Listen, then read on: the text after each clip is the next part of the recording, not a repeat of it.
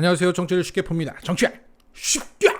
오늘 윤석열 인수위에서 큰 파열음이 나왔습니다. 조상규 변호사라는 사람이 인수위에 있다가 잘렸는데 그 해촉되는 과정이 매우 불공정하고 비상식적이었다는 것입니다. 그래서 조상규 변호사는 억울하다며 기자회견까지 열어서 권영세 인수위 부위원장과 김창경 인수위원을 공개 저격하고 그의 갑질 행태와 성추행 발언을 폭로까지 합니다. 자, 한 명의 국힘 잔챙이가 내부 권력투쟁에서 밀려나서 뒷담화 까는 정도의 에피소드로 이것을 치부해버리기에는 사안이 좀 커 보입니다. 여기서 많은 얘기가 나왔어요. 그래서 현재 많은 언론들이 여기에 주목하는지 모르겠습니다. 자, 일단 논란을 간단히 정리하자면 며칠 전에 조상규 변호사는 자신의 페이스북에 이와 같은 사진을 올립니다. 인수위 현판을 배경으로 찍은 이 사진에는 윤석열의 경호 차량과 번호판이 노출됩니다. 그 사진과 함께 이 차량은 내가 갖고 있는 차량과 같은 건데 방탄이고 기관총이 들어가 있다는 차이가 있다라는 글을 적어서 올렸습니다. 이렇게 윤석열 인수위에서 일하게 된 것을 자랑했어요. 그런데 이것을 가지고 TV조선에서 보안 규정을 어겼다며 조상규에 대한 해촉 절차에 들어갔다는 단독 보도를 냅니다. 그러자 안철수 인수위원장은 기강 확립 차원이라며 즉각 그를 해촉합니다. 그러자 조상규가 거품을 물고 나오면서 기자회견을 열어서 이 말 저 말 했던 것이죠. 자, 조상규의 기자회견 내용을 들어보기 전에 사전 정보를 드리겠습니다. 자, 조상규는 현재 인수위에서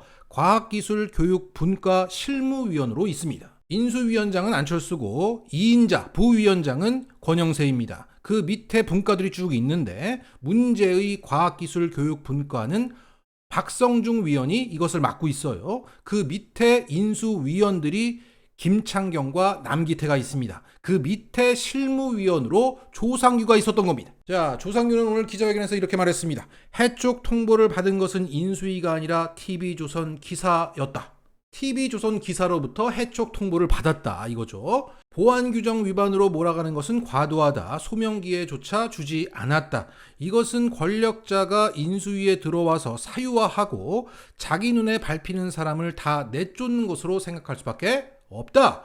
여기서 권력자는 권영세입니다. 즉 권영세가 나를 내쫓았는데 왜냐? 지난 4.15 총선에서 서울 용산 지역구를 두고 그와 나는 당내 경선에서 붙었던 경쟁 관계였다. 그리고 인수위에서 처음 들어갔을 때 내 상관이었던 박성중이가 나를 불러서 이렇게 말하더라. 권영세와 왜 사이가 안 좋아? 너가 인수위에 전문위원도 아닌 실무위원으로 들어왔을 때 권영세 팀에서 난리가 났다고 그러더라. 라고 나한테 말하더라. 그리고 나서 박성중이가 나중에 조상규를 불러서 또 이렇게 얘기했답니다. 넌 지금 유령이다. 행정상 누락으로 이름이 전산망에 포함되어 있지 않으니 조용히 나오지 말라.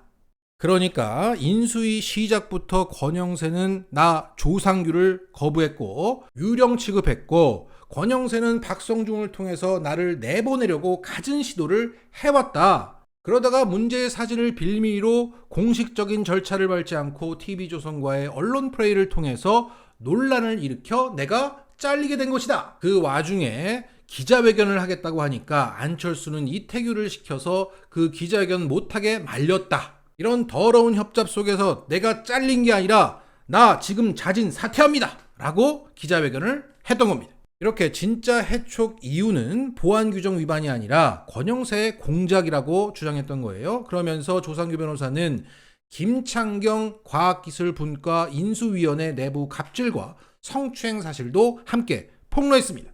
왜요? 이 김창경은 권영세 라인이기 때문입니다. 뒤끝을 보인 거죠. 일단 이 김창경이라는 사람은 어떤 사람이냐? 2008년 이명박 정부 초대 과학기술 비서관을 지낸 인물로 2012년 박근혜 대선 캠프에서 창조경제 개념을 설계한 인물로 알려지고 있습니다.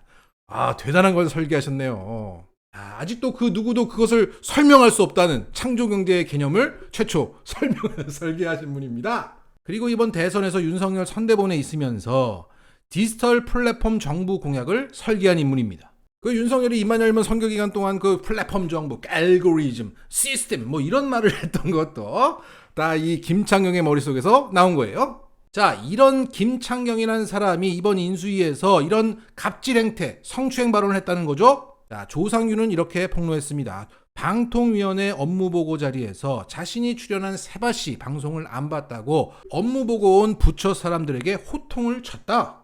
그 국대 떡볶이 김상현 대표도 출연해서 그 프랜차이징을 넓히는데 톡톡히 기여했던 그 강연, 그게 세바시죠.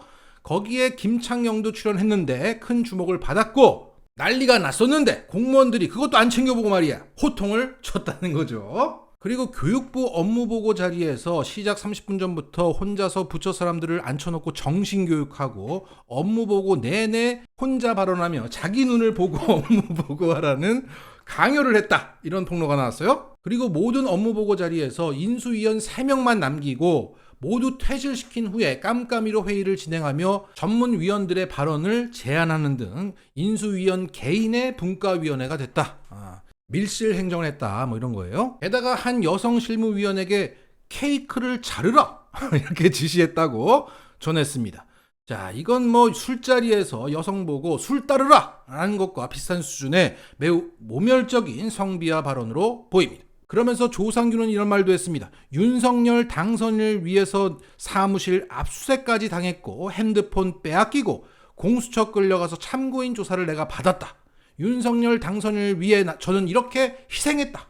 그런데 실무위원 자리 하나 차지했다고 이렇게 음해하고 나가라고 있다. 자, 조상규 변호사는 지난 윤석열의 고발사주 사태 국면에서 등장했던 국힘 쓰레기입니다.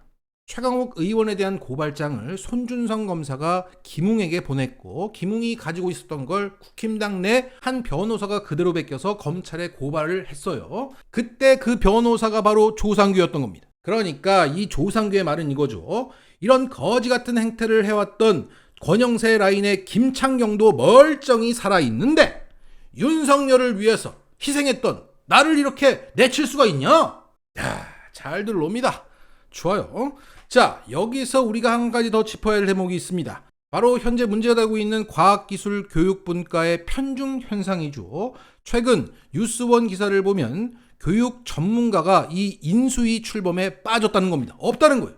참여정부부터 이명박근혜 인수위에서도 과학기술 교육 분과에서는 교육 전문가가 한 명이라도 있었는데 지금은 없다는 겁니다. 여기 팀장을 맡고 있는 박성중도 국회 과방위로 과학기술에 특화된 인물이고요. 그 밑에 있는 문제의 김창경과 남기태 역시 모두 과학기술 분야의 전문가라고 볼 수 있습니다.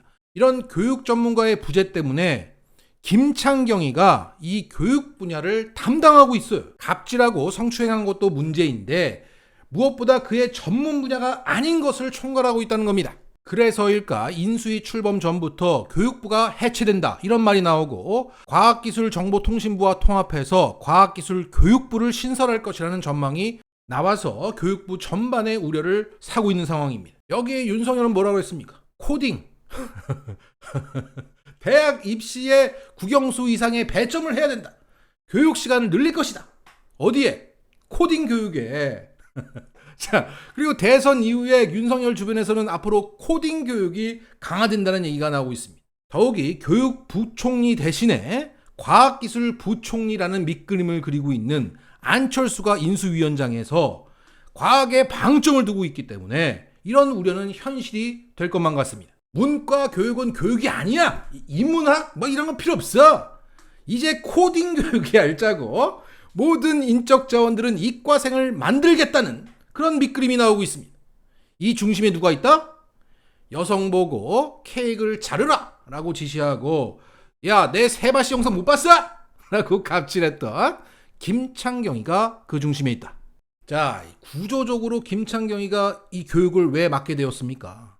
권영세 라인의 김창경이고 안철수 라인의 남기태입니다. 이렇게 하나씩 꽂다 보니까 이런 참극이 벌어진 거라고 저는 봅니다. 자, 기사를 보면 남기태는 안철수맨이 맞아요. 그러니까 김창경을 꽂았으면 교육 전문가 하나를 넣어야 하는데 안철수 사람도 넣어야 하니까 교육 전문가를 꽂을 수 없었고 대신 김창경이가 교육을 맡게 된 겁니다. 자, 정리하겠습니다. 윤석열 인수위의 과학기술교육 분과에 나왔던 폭로는 일개 윤석열 똘마니가 뒷담화했다는 사실을 넘어서 그들의 자리 나눠먹기 실태, 권력 암투가 보였고 그 과정에서 우리나라 교육이 산으로 가고 있다는 뼈아픈 현실을 드러내주고 있습니다. 누가 이런 현실을 만들었다? 2번들이 만들었다. 마치겠습니다.